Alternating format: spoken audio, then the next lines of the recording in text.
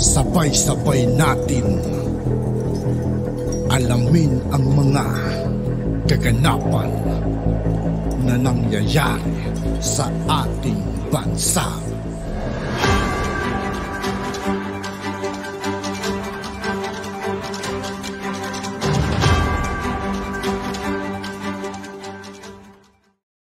Yo, what's up mga kaibigan? This is I2K po again. Ngayon nandito naman ulit tayo sa channel ni Banat News Update. Dito naman ulit tayo magbibigay ng komento at reaction. Kaya samahan nyo. Guys, let's go!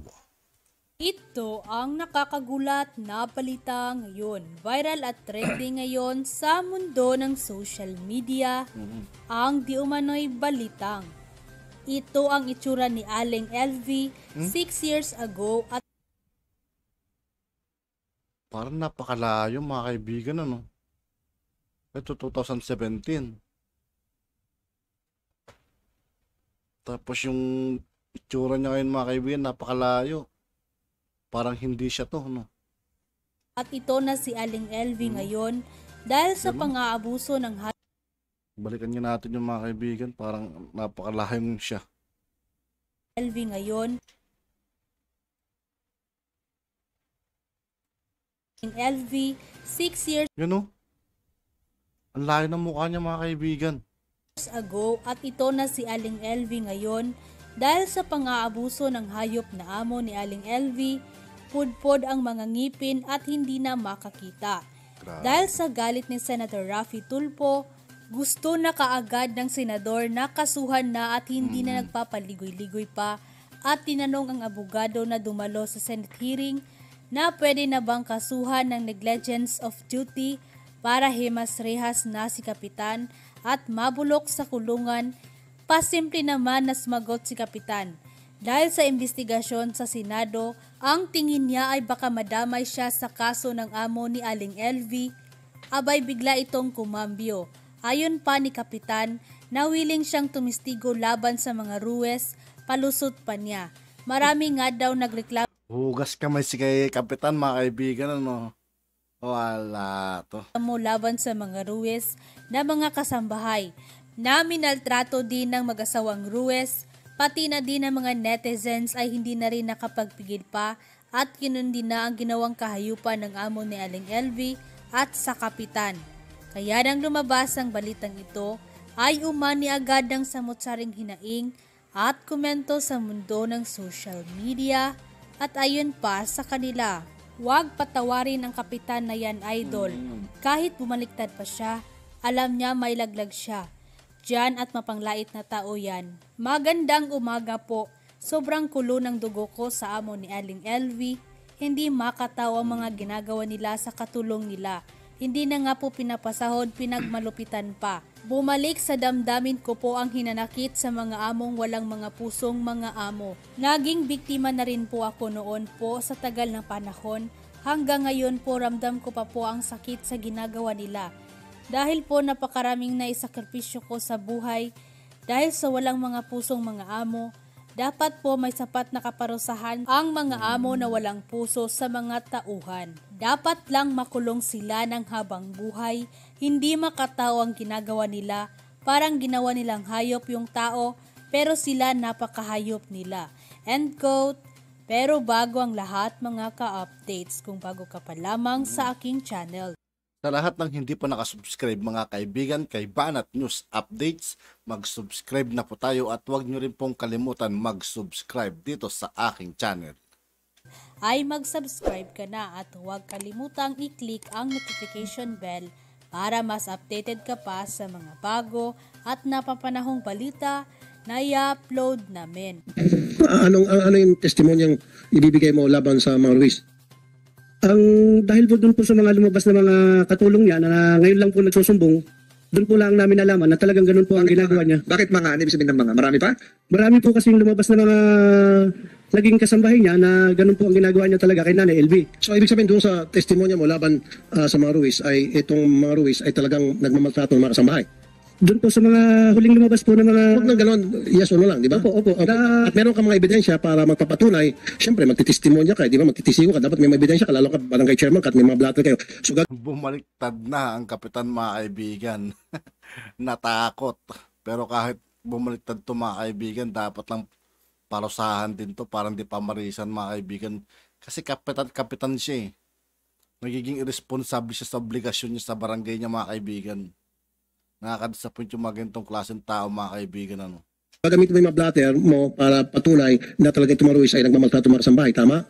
Yun po, Mr. Senator, yun po mga lumabas na tao ngayon na handa po silang magpatunay na ganun po ang ginagawa nila kay Ate LV.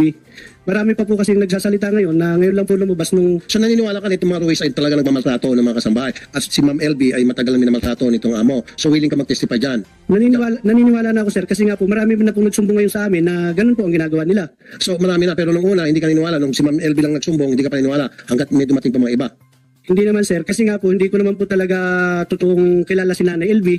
Kasi po nga, ang alam ko po, yung siya po ay taong grasa na dumating po sa amin. Kaya po ang unang hakbang nga po ay pinalilinis ko po. Alam mo, kaya na high blood si ano sa'yo si Senator Padilla. Okay, babakapang ko yung tanong niya, di ba, pag pupunta sa barangay, yung mga tao, binibigyan ng pagkakataon na usapin at alamin yung sasabihin ng both sides. So pumunta doon si Ma'am LV, nagreklamo, sabi mo hindi, nagtahimik lang. Pumunta doon yung amo para sunduin siya. Okay, hindi mo ba kinuha ng statement yung dalawa at sabi nga ni Senator Tolentino para i-blatter yung kung anong pinagsasabi ng dalawa? Yun po siguro, doon po ako nagkulang ay talagang tinatanggap ko po. Pero po hindi ko po So ibig sabihin, hindi mo ginagawa mo? Hindi ko po para hindi tulungan si Nanay LV. Hindi nga, yun nga sinasabi ni Senator Revilla, ni Senator Padilla, na dapat, yun naman talagang protocol, mag-usap yung dalawa, di ba?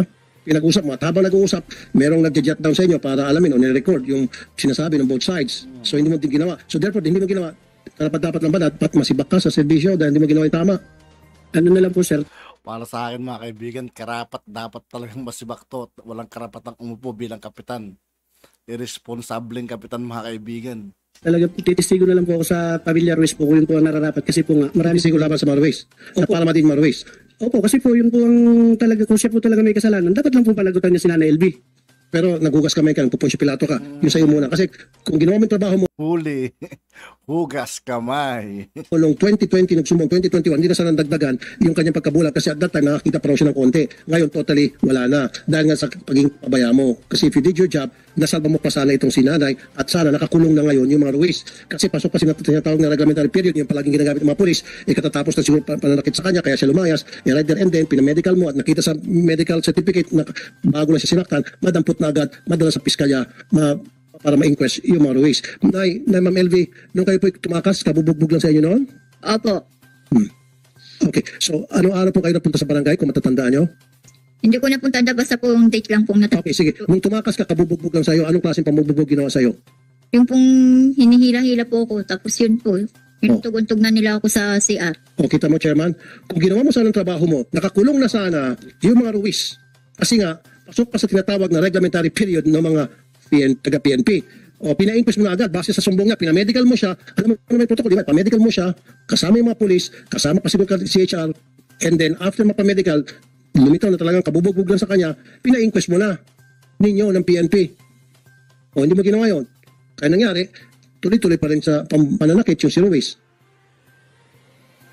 Tapos ngayon, may gana ka pang tatakbo ulit yung election, ang kapal naman ng mukha mo, pare, at chairman. Huwag ka na tumakbo. Kasi hindi ka dapat maging chairman, honest. Honest, hindi ko sa minamalit yung pagkatao mo, minamalit ko yung klase ng serbisyo na binibigay mo sa iyong mga constituent. You don't deserve to be a barangay chairman. Maski nga tanod, hindi. Hindi talaga. Kung ako, bagay sa'yo, sanggano. Tapos tatawagin mo taong grasa, itong kasambahay, mas masahol ka pa sa taong grasa. Sinabi mo, parang taong grasa galing sa malaking bibig mo kanina eh. Oh, pupunta doon, lahat pala pupunta sa barangay na kaawa-awa ang sitwasyon, tatawagin mo taong grasa. You did it. Tinawag mo siyang taong grasa, marumi, sabi mo parang taong grasa. Galing sa iyo yan, hindi galing sa amin yan. So ganun pala, pag meron pumunta dyan na mukhang kawawa, pulubi, na hingi ng tulong, taong grasa ang tawag mo. Palibasin, malinis yung pananamit mo. Grabe, mga kaibigan. No? Ganyan ng senador. Di ba? Diretso magsalita. Antay-pur ka eh, mapandaid kang tao ka. Ito pa yan. Hindi naman po. Di ba? Tinawag mo taong grasa kanina. Akala mo taong grasa kasi marumi. Hindi nga po, yun nga po. Tapos sabi pinalinis mo. Hindi ka gumagamit ng masalitang taong grasa, Mr. Chairman. dapat tatuhin mo lahat ng mga tao pupunta sa inyo ng maayos kasi yun yung trabaho mo, sinisweldohan ka para dyan. Lahat ng magreklamo, tatuhin mo ng maayos, pinagamot mo, binigisang paggamot mo, tawag ka CHR, tawag ka DSWD, tawag ka sa PNP. Yun naman talagang protocol eh. Medical mo, hindi mo ginawa. Bakit? Kasi pabayaan ka. Pwede ba ito kasuhan ng dereliction of duty? Para pati ito makulong? We'll be asking CHR kung ano yung mga hakbangin ginawa ng Commission on Human Rights with indulgence Senator Tulfo. Attorney Kanapi, nakarating na po sa inyong kaalaman lahat po ito, publicized po ito. Has there been any steps done by the Commission on Human Rights? Region 4B. We plan to conduct investigation on the case and we will monitor the case filed before the prosecutor's office, Your Honor. Tanong ni Senator Tulfo, pwede ba kayo mag-file din ng kaso? At Attorney Kaliba, ikaw na lang po kasi nakatingin siya sa'yo. Yung po sa base sa kanya mga pinagsasabi, yung mga hindi niya ginawa na dapat ginawa niya bilang isang barangay chairman, would that office para siya ay masampahan ng dereliction of duty na kaso? As a lawyer, Mr. Chair, I think that could also be a ground. Pero tinitingnan po namin kasi is the human rights violation. But as to the question, that might be a possible ground, Mr. Chair. So, who will file that case against this barangay chairman in dereliction of duty? Kami po kasi ang mandato namin is main mandate is to investigate po. Investigate. That can also be part of the recommendations after the investigation. Okay, so you will recommend that after investigation doon sa lawyer na provide para kay Ma'am Eva. Pagtulungan niyo po, imbestigahan ko. We will coordinate with the lawyer of Nanay LV po. Okay. Yung abogado sa Attorney Gimbol, kayo po ang For the record, Your Honor, the barangay chairman was also charged in the serious illegal detention I filed before the Office of the City Prosecutor. meron na. Because I honestly believe, to be honest, he acted in conspiracy and collusion. Because according to LB, he called Mr. Ruiz. Did she hear it? Did Aling LV hear it? Yes. Na tumawag si kay Ruiz? Positively, I stated in her sinumpang salaysay, the barangay chairman, after he asked help from him, called the barangay. So, ibig sabihin, hindi niya pinakawalan kaya serious illegal detention. Hinold niya. Yeah, and I believe that she should be charged also for as acted in conspiracy and collusion with Ruiz. So, serious illegal detention, tapos Trafficking and everything. It is up to the office of the city prosecutor to assess and appreciate whether or not the barangay chairman will be. sandali pa, Ma'am LB, nung nandoon ka, pinigilan ka niya na para makaalis at para hintayin na dumating yung amo? Hindi po ako, hinintay lang po ng kapitan yung amo ko. Tinawagan niya po, sabi po niya, Sir Jerry, nandito yung sambahay mo, yung katulong mo. Pero Tapos sabi po nung kapitan na inong amo kong lalaki, kausap yan, sabi ng amo ko, huwag kayong maniwala dyan sa katulong ko, nagsisinungaling. pero hinold ka ba niya? Hinold ka niya, hindi ka niya pinalabas, ayaw ka niya pakawalan. Hindi niyo po, Ni Kapitan. ibinigay na po sa amo ko. Pero hindi ka niya Niya po, pagdating ng amo ko, pinasundo niya. Pero ibig sabihin, kasi pataytan daw ng serious kasi Mr. Attorney Gambol, not a lawyer, kasi pag sinabing serious illegal detention, Basta sinabi kasi mga kaibigan na hindi siya pinakawalan or hinold siya ng barangay. Yun yung isa sa panlalaban nila sa kapitan mga kaibigan para maisok siya sa kulungan. Kaya hinahanapan nila ngayon yung kapitan mga kaibigan. pinipigilan mo siya. Kasi baka mamaya mababaliwala yung kasong sasampa mo sa kanya, di nakangisi to, nanalo pa. Mr. Senator, because there are several cases filed against the respondent. One of which is serious illegal detention. Paano naging serious illegal detention? Because LB, according to the statement of LB, she was detained from 2021 after the Ruiz pick her up and bring to Dinitay sa barangay. in the house of Ruiz. And she was rescued only on June 28, Sino 2023. nag-detain sa kanya sa bahay ni Ruiz? The Ruiz. Ruiz, so hindi siya. Yes, but the serious So you cannot file serious illegal detention against him when in fact he's not involved doon sa pagdidetain sa kanya, kundi Ruiz. So Ruiz ang papailan ng serious illegal detention. yes, but if there is conspiracy, all the conspirators are equally guilty. Galing-galingan mo paging abogado sa mukhang medyo But it is baka matalo tayo dito. But it is up to the You just said na you're gonna file serious physical injury. It is up to the prosecutor, Mr. Chairman, Mr. Senator, to appreciate whether or not.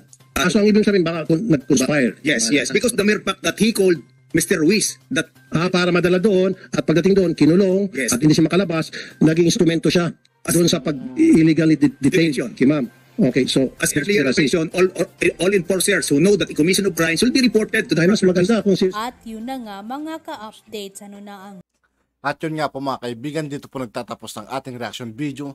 Muli ako po si I2K ng Sundalo ng Dunggalo at 811. Maraming salamat sa patuloy na pagsuporta. Yeah, peace out.